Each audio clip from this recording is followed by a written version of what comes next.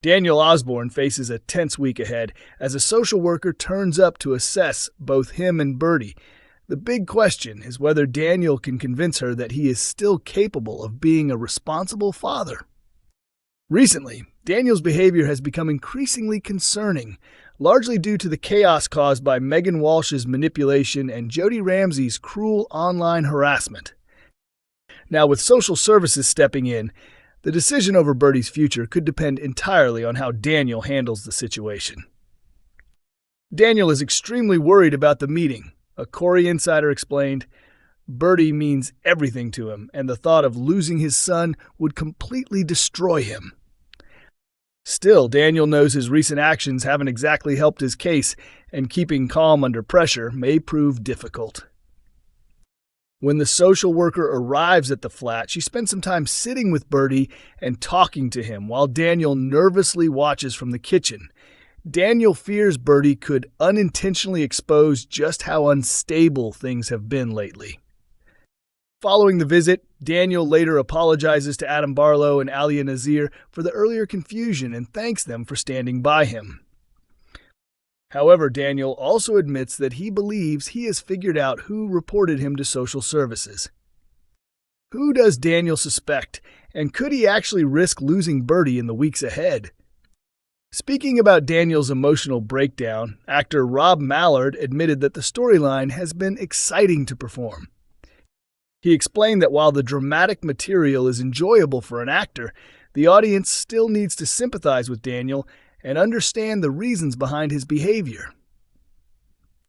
Rob also suggested that Daniel's downfall could become even more serious, hinting that once someone starts making mistakes, things can quickly spiral further out of control. He added that Daniel may need to face major consequences, possibly even losing custody of Bertie for a while, in order to finally learn from his actions. Coronation Street viewers believe they have uncovered a major clue missing from Theo Silverton's murder investigation after Todd Grimshaw made a surprising discovery during the latest episode. Fans of the ITV soap were already aware that a shocking death was set to shake Weatherfield earlier this year after flash-forward scenes aired back in February. Those scenes showed Betsy Swain speaking to police after finding the body of someone she knew on the evening of her mother Lisa Swain's wedding to Carla Connor.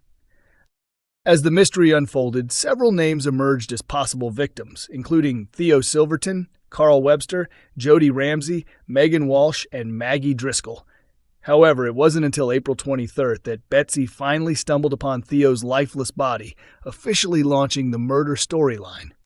Since then, D.S. Connor Swain and D.C. Kit Green have been investigating the crime and narrowing down their suspect list. Previous episodes confirmed Todd Grimshaw, George Shuttleworth, Summer Spellman, Christina Boyd, Gary Windus, and Danielle Silverton as the key suspects connected to the case. At the moment, Summer has been formally charged with Theo's murder after the evidence appeared to point directly at her. Tyrone Dobbs also complicated matters further after lying about seeing Summer on the night Theo was killed, despite Theo still being alive at the time.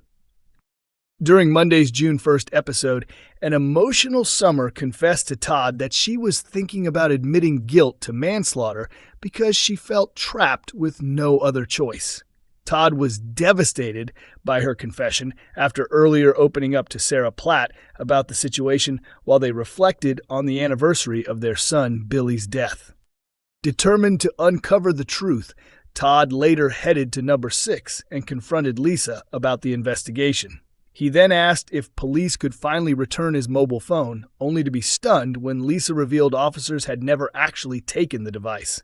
A flashback sequence then showed an unknown person handling the phone and removing its SIM card. The scene immediately sparked discussion among fans online, many of whom pointed out another important detail they believe investigators have strangely ignored throughout the case. Several viewers questioned why CCTV footage and the Ring doorbell camera previously linked to Theo and Todd's storyline had barely been mentioned during the murder inquiry.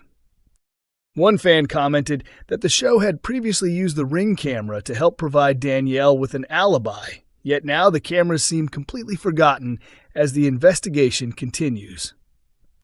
Another viewer said it felt unrealistic that police had apparently failed to examine nearby CCTV recordings, dashcam footage, or doorbell cameras around the street, especially considering only Gary's security footage had been referenced so far. A third fan questioned what had happened to Theo and Todd's Ring doorbell, pointing out that it should surely reveal who entered or left the flat around the time of the attack.